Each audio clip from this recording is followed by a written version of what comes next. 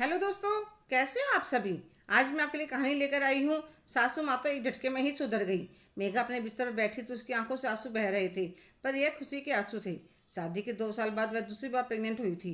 जब शादी को 6 महीने हुए थे तब भी मेघा प्रेग्नेंट हुई थी, पर तीसरे महीने में ही उसका मिसकैरेज हो गया था। आज जब उसने यह खबर अपने पति संदीप को बताई तो वह बहुत खुश हुआ और कहने लगा शाम को आते ही डॉक्टर को दिखाने चलेंगे। पर जैसे ही सासू माँ को पता चला, हाँ ठीक है, इसमें इतनी चिंता करने वाली क्या बात है, हमने भी बच्चे पैदा किए हैं, 2 दिन ऊपर हुए नहीं, चलो डॉक्टर के पास। पर अब की बार मेघा ने सोच लिया था, सासू माँ कितनी भी कोशिश करे पर वह कोई लापरवाही नहीं करेगी अपने होने वाले बच्चे के साथ। मेघा की ससुराल में बहुओं का सबसे पीछे खाना खाने का रिवाज था।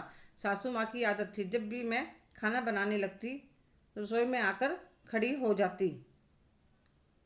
दाल चावल सब्जी कुछ भी बनाने के लिए निकालती तो उसको कम करवा देती। इतना ज़्यादा बनाने की जरूरत नहीं है, बासी कोई नहीं खाता। हर रोज़ कभी सब्जी नहीं बचती तो कभी दाल कम पड़ जाती। पर सासू माँ को इस बात से कोई फर्क नहीं पड़ता था, क्योंकि बाकी परिवार अच्छी तरह से खा लेता था। पहले भी शरीर में ज़्यादा कमजोरी की वजह से मिसकैरेज हुआ था, पर सासू माँ का स्वभाव नहीं बदला। संदीप के ऑफिस से आने के बाद हम दोनों डॉक्टर के दिखाने गए। डॉक्टर ने खाने पीने का ध्यान रखने के लिए कहा और ज़्यादा भारी काम करने के लिए मना कर दिया। घर आने पर सासू माँ को बताया तो कहने लगी, आजकल के डॉक्टर के यही चोचले पूरे नहीं होते, तुम जाओ और रात के खाने की तैयारी करो। तो मैं किचन में आ जाती हूँ, सब्जी संवारने लगती हूँ। इतने में सासू माँ जाती हैं और मुझे देखकर कहती हैं, इतने आलू की सब्जी क्या क्या करोगी। और उनमें से 2 आलू निकाल कर वापस टोकरी में रख देती हैं। जब मैं दाल चावल भिगोने लगती हूँ तो वह भी कम करवा देती हैं। 2 साल हो गए इस घर में आए हुए, अभी तक नाप कर खाना बनाना नहीं आया। मेघा कुछ नहीं कहते, चुपचाप खाना तैयार कर देती है। सबको आदत थी 8:30 बजे खाना खाने की, तो मैंने अपने लिए प्लेट लगा ली और खाना खाने बैठ गई। सासू माँ अपने कमरे से बाहर आती हैं, मुझे खाना खाते हुए देखकर कहने लगी, बहू तुम्हें शर्म नहीं आती, अभी किसने भी खाना नहीं खाया और तुम सबसे पहले अपना खाना लेकर बैठ गई।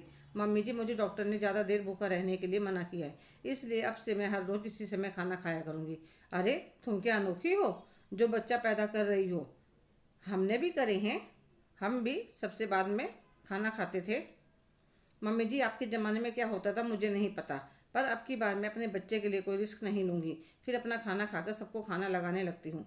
संदीप, सासू माँ और ससुर जी खाना खा लेते हैं तो सासू माँ रसोई में आकर देखते छोटे बेटे के लिए तो खाना बचा ही नहीं, तो वह मेघा को सुनाने लगती है, ऐसा क्या खाना बनाया था जो ख़त्म भी हो गया, अभी मेरे छोटे बेटे ने तो खाया भी नहीं। मम्मी जी, मैंने तो खाना बनाया था, नाप कर आपने दिया था, अब जितना सामान दोगे खाना तो उतना ही बनेगा, ख़त्म तो खाना हर रोज़ ही हो जाता है। आज बस फ़र्क इतना है कि मेरी जगह देवर रह गई। अब तो मेघा ने यही नियम बना लिया था, वह सबसे पहले खाना खा लेती, फिर सबका खाना परोसती। अब सासू माँ समझ गई थी, ज़्यादा सामान के लिए टोका टाकी करेगी तो उन्हें या उनके बेटे को भूखा रहना पड़ेगा, इसलिए उन्होंने मेघा को टोकना छोड़ दिया था। मेघा सोच रही थी, सच में किसी ने सही कहा है, हक मांगने से नहीं मिलता, लेना पड़ता है। 2 साल निकल गए, कितनी बार तो भूखी ही सो जाती थी, पर सासू माँ को समझ में नहीं आया। जब बात अपने ऊपर आई तो कितनी जल्दी सुधर गई। हेलो दोस्तों, कैसे हो आप सभी। आज की कहानी आपको कैसी लगी कमेंट करके ज़रूर बताइएगा। अगर आप मेरे चैनल पर नए हैं तो प्लीज़ लाइक, शेयर, सब्सक्राइब करना ना भूलें। धन्यवाद।